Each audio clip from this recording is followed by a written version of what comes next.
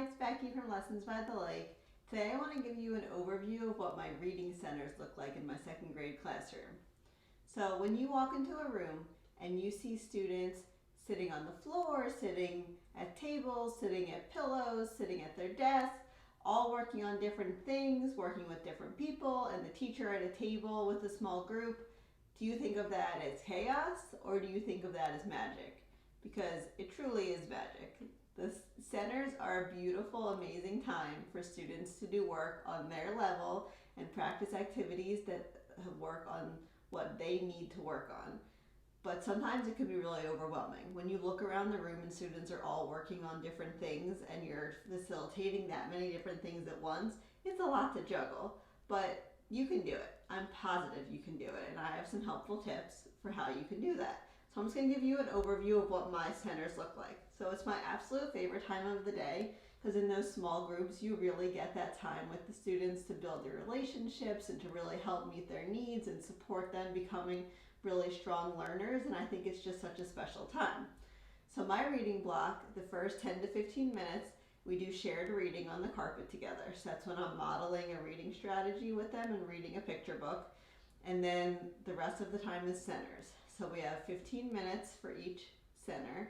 We do 2 centers a day. So that leaves a little bit of transition time in between and a little bit of cleanup time at the end, but it really maximizes the whole reading block that we have available to us. So when I group my students, I have them in 4 groups. So initially, I just group them by reading level. Just look strictly at their F&P level and put them in a group. Then I go back and look really closely at each individual student and think about their comprehension ability, their decoding ability, how they are with vocab, how fluently they can read, their word problem strategies, if they're monitoring for understanding while they're reading. I think about all the different factors that go into that reading level to make sure that each group is targeting the same needs. Because when I have my students in my guided reading group, I really want to be able to create instruction that meets their specific instructional needs and really help them where they are. So I look at those groups and I make sure that students are evenly matched across with each other in each group. I also look at behaviors because those groups in my room are working with each other when they're not with me. So I want to make sure that they're students that can work together independently while I'm working with another group, and make sure that they're comfortable with each other to be able to take those risks and try and read new words and have discussions. So there's a lot of factors that go into it. But the most important thing, I think, is that students need to be on the same level so you're able to make that targeted instruction during guided reading. Okay, so let me tell you about my centers. So here, this will be a free download for you in the description. These are my center signs. So I love everything with an alliteration. So I try to do that as often as possible. But I also love everything with animals. So my group Focus Frog. So the point of Focus Frog is to assess students on what we're focusing on that week. So if in our shared reading time we're focusing on making inferences, that's something that they'll also see throughout centers, but Focus Frog is where they're showing me independently that they're able to do it.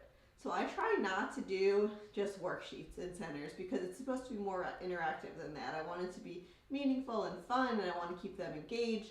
But Focus Frog is a time that I think it's important for it to look like a worksheet, so you're able to have the students read a passage and then assess what they know. So here's an example of a text for connections. Oops. So the texts are different lengths depending on the level. I'll put a link to these passages. They're part of my Comprehension Crew reading resource. So for all the different reading strategies, I have short passages on 2 different reading levels, and then I have differentiated ways that I'm asking them to prove that they know it. Sometimes they're showing me text evidence, sometimes they're writing sentences, sometimes they're completing the sentence. But the point of Focus Frog is to make sure that they can apply the skill. At the very beginning of the year, I use photograph task cards with my students and have them make inferences or connections or summarize the photograph. Because we're really truly focusing on just understanding the skill, and I want to take away the comprehension piece at first, and then we build up to that. So the first month or so we're working with photographs, and then we move into short passages, and they get longer and longer as the year goes on. So that's Focus Frog. That's my assessment in reading centers. So Seek and Find, that's our focus on sight words. So we always have a word of the week. I write it up on the board. We also celebrate finding that word during their SSR books and our math books, wherever we are, we're always looking for that word. So I have an activity that the students do. I'll put a link to this in the description as well, that it's different using different modalities. So they're tracing, they're filling in the blank, they're finding the word, they're highlighting it, they're cutting and pasting the word in order, they're reading the word in a sentence. So students have a lot of fun with this. It's thinking about the word in a lot of different ways. For these, I have 2 levels.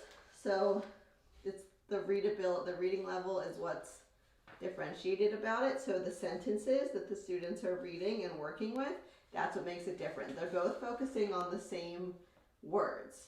I found that a lot of my students, they may have really high decoding, but they don't have high sight word recognition. So I want to make sure that the text is on their level and that they are reading more complex sentences if that's what they need, but they're still practicing those beginning sight words that we need to have that foundational skill to build upon. So there's 2 different levels of these.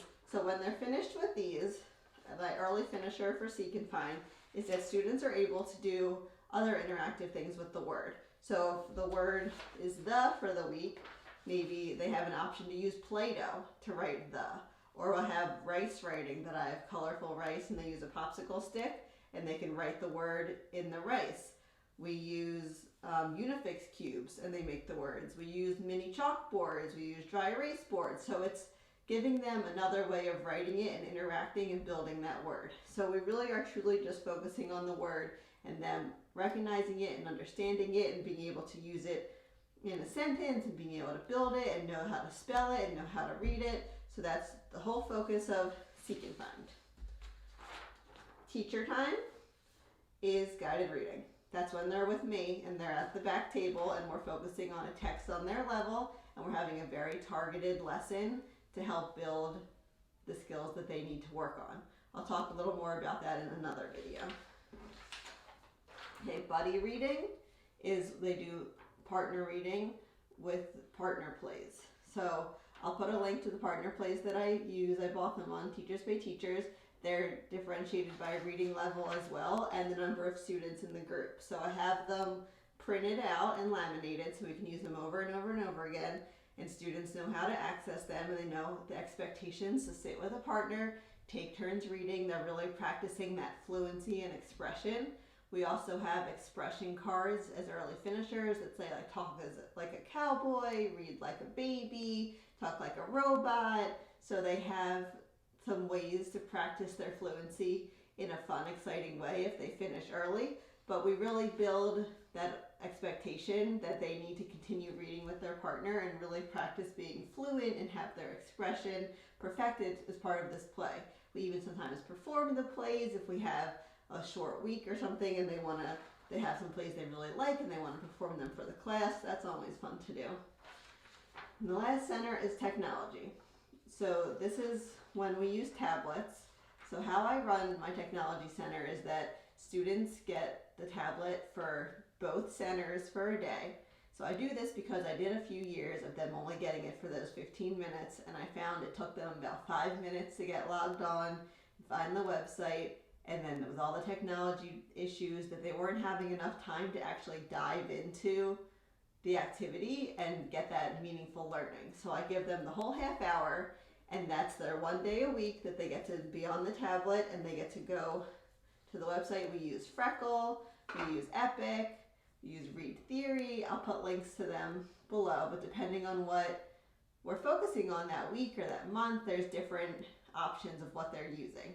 So I'll put some links to that. So that's just a very brief overview of each of my centers. I'm going to put a link to my blog post below where I go into more detail about each of them if you want to know some more.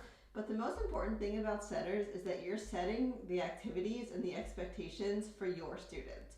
You want it to meet their level, their needs, their learning style, and I'd be happy for you to use all of my ideas, just make sure the expectation meets your students. I have a blog post where I talk about how to set expectations and make those routines for your students. And that's a really powerful thing to do at the beginning of the year so that you have that classroom management in place. And then centers pretty much run themselves. That's how you get from that chaotic juggling everything feeling to that magic, when students truly know what's expected of them and meet those expectations over and over again every day. If there's any questions I can answer for you about centers, I'm happy to talk to you about it in your individual class, and check out those links below to get this freebie and read about everything in more detail if you'd like to. Thank you for stopping by.